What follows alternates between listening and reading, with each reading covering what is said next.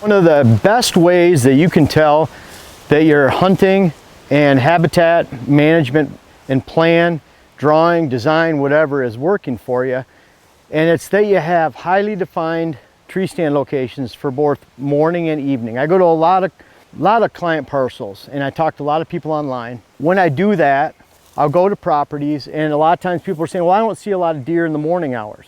I don't hunt in the morning. And a lot of times it's because they do not have those defined stands where you can say this is morning and this is evening, and this is a good example. If we were going to hunt out of this, which we're not, as any of you watch my videos often, you know that this doesn't pass the 100-yard test, meaning you can't see it from 100 yards or more. And for that, it's not something I'd want to hunt out, but it's by an old food plot here, and the food plot slopes down, so if they came in from the back here, it was likely that they could get in and out of here okay to sit for an evening hunt. Not a morning hunt, because there's deer all over these fields out here. As soon as they come in, they spook them off. Not to mention we have a really nice scrape right there that hangs over. So there's a lot of activity here, scrape right here, and a lot of activity here, so that when the previous landowner would come here and hunt, there's a high likelihood that they might spook deer on the way in, but they're definitely gonna spook deer on the way out. So I wouldn't wanna hunt that either way. So we're taking this stand location, we're moving it about 200 yards back that way, and we'll show you a better setup to where I'll talk about why that's an all-day stand and how I'd get into that in the morning, how it would work to get out of there in the evening. And this is really an important test. Now I have my web class series coming out. It's up to me to write some of those pages still. We have all the videos completed. Dylan's done his job. The web company's done their job to make sure we have it on the site, but it's early June, it's June 1st right now. I would look for those web classes to be coming out in the next week to 10 days. The first one is how to design your whitetail parcel. That initial price is $497 for the class, is $597 retail. You're gonna get a workbook with that, an exclusive hat, and then our ebook collection along with it. So about $150 in value that we're gonna give you just for signing up. But that's not the purpose of this video right here. But part of the web class series is I have 7 tests at the end of the class that I want you to ask yourself and really discuss with yourself and the people that hunt on your land if your property is passing those 7 tests. And to me, one of the greatest tests is that you have been able to assemble very defined, highly defined evening and morning stand locations. Because this is by food, it's definitely an evening stand. But even if it's an evening stand or a morning stand, can you get in and out without spooking deer? And in this case, yeah, it's an evening stand. We can get in maybe in the afternoon, but once it gets dark and this area is full of deer, rubs and scrapes all along this outer edge, we're gonna have a really hard time getting out. So even though it might be slanted more towards evening, which is more food source related, it's not a stand that I would like to hunt out of, except when we take this nice redneck right here on the stand and we put it down behind a red cedar over here. We really change the game going into this fall, and we can define exactly that stand location over there compared to right out here. Let's take a walk over there and I'll show you. I'm excited for this spot. We've been planning it since the beginning. I just sprayed because there's a little food plot area there for an actual real hunting plot, and I'll talk about why that is a highly defined setup that we can use for rut cruising bucks this fall. Well, here we have a lot more defined stand location. We had the redneck up on the hill. You know, maybe we could get in there without spooking the deer. They're out in the large food plot there. It's about 1.5 acres, but definitely not gonna be able to get out of that. And by the time you add all the rubs and scrapes in the area along the edge, right next to the redneck, nearly impossible to hunt that without spooking deer on the way out. And again, the true test of a good property is that you have defined morning and evening stands. It's good hunting design, good deer management design. It allows you to use your property efficiently and have a very effective hunt for the entire season. Now this is what I would call just a completely typical evening stand location. Because we know the deer are coming here in the evening, and we can tell that to a very high degree. We'll talk about why in a second. This makes an evening spot. That means this point out here that extends about 150 yards, we can come through the hollow from the back side up to the point, and now we have that morning stand where deer are coming back to us. What's great about a morning stand and why you're not spooking deer in the morning, people say, well, you know, how do you get out of your stand? Well, you've been sitting there since the morning time, and you can see when those deer are bedding, when they're walking through. Very easy to know where the deer are at when you're already there. and you're waiting for them to come back. Typically they're not getting back to an actual morning stand until an hour, hour and a half after dark, because they're passing through areas like this in the morning. That makes that very defined, and it makes it easy to get out of your stand, because if you're going to get out between 11 and 12, you just wait till the deer moved on, till they're browsing around the corner, and then you get out. Use the lay of the land, dip down behind a point, use some thick brush or some conifer. That's why I love going up the back side of a tree, stepping around at a 90-degree angle to my hang-on stand, because I can use the large trunk to my advantage, getting in and out and not spooking deer.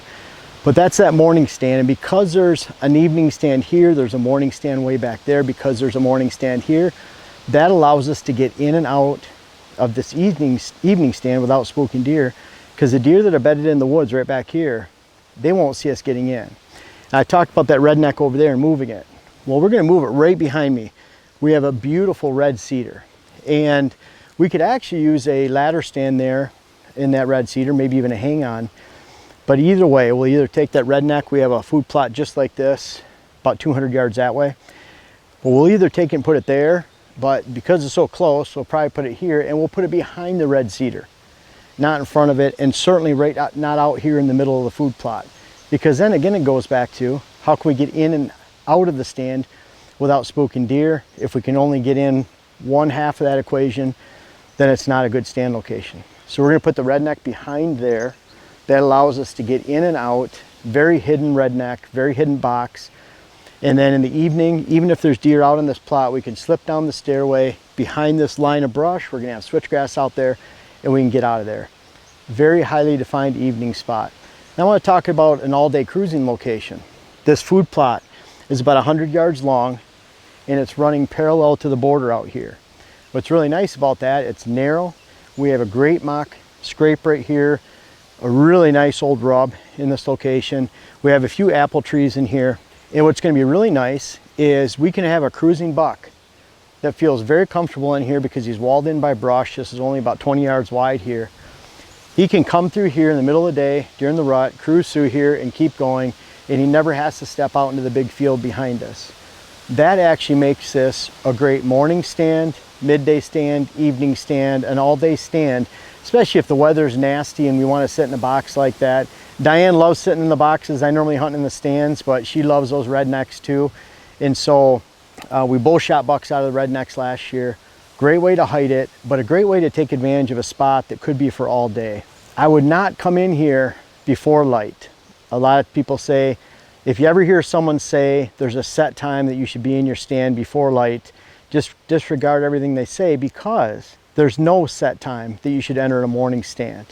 Now that morning stand back there, that's one where you get into before light, because you're trying to get in before the deer go back to their bedding areas, and that would typically be the pre-rut, rut, post-rut period, maybe the secondary rut, where you're waiting for them to come back there. You're already in place, you're not spooking them.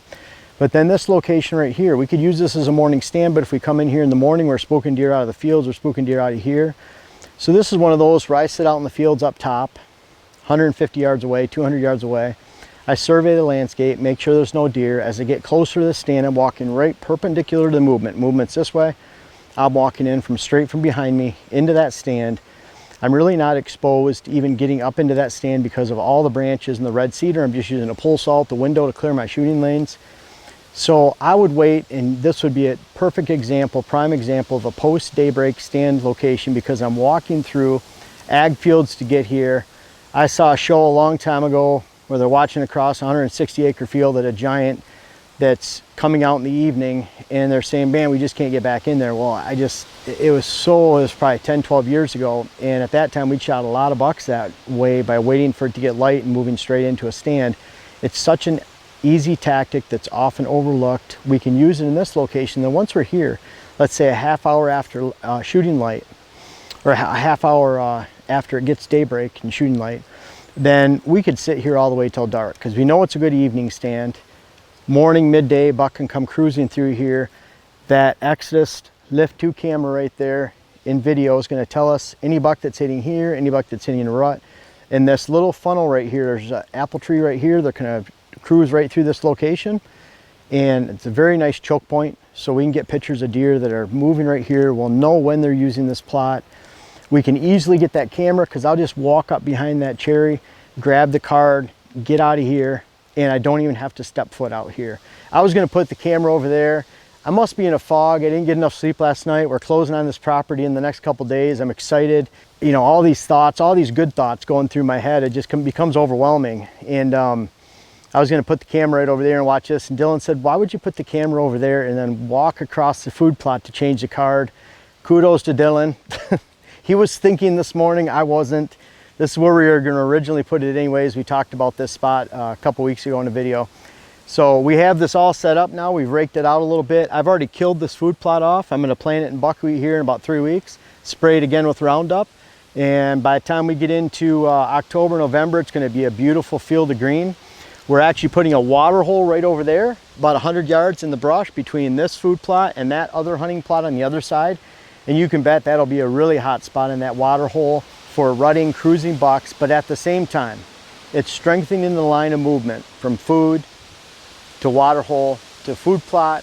There's another little hunting plot and then some big food plots heading out in that direction. So they're all on a big line that covers about 3/4 of a mile.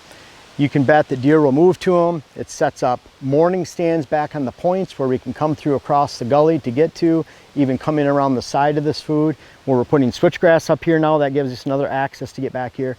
And you can bet I'll draw this all out, design it all out so people can see it better and understand it. But just know, true test of your hunting and habitat design on your land, and even if you're hunting on public land, is that you can say, yes, this is a morning stand because it's away from food. I don't have to walk through the food to get to it. I can get in position before light, wait for the bucks to get to me in their bedding areas. You might have a morning stand like this. It's along a field edge and you're looking for cruising bucks that are traveling parallel to the field edge. Typical evening spot where bucks are coming into this food. They're playing around. They hit this, they turn left or right, go out. We have an opening about 30 yards that way and an opening about 30 yards this way to get out. So we're right in between those. Hopefully our scent's blowing straight out. They exit this food that way, go straight out into the fields. They're not getting our scent at all in any way. And most of all, once it gets dark, in an evening stand like this, we can actually get out. So I hope you have those ingredients on your land. It's probably one of the #1 tests of habitat and hunting management is that you have very specific morning and evening stands. And what should you have more of? Well, I can guarantee you I've shot about 75% of my bucks in the morning hours because bucks will cruise 3 times longer. If you're only setting up for evening stands like that redneck out there, you're really missing some incredible opportunity to target some of your most mature bucks in the area as they cruise for 3 times longer in the morning hours versus evening hours during the middle of the rut. I hope you can take advantage of morning, evening, and all day stand locations like this one right here. And boy, you know, I keep saying it over and over again. I'm like, it's like a kid in the candy store. I can't wait to put it all together. And most of all, because I love learning myself, experiencing, and then bringing it to you, I can't wait to show you our success or failures as we head into this hunting season. And I hope you enjoy it.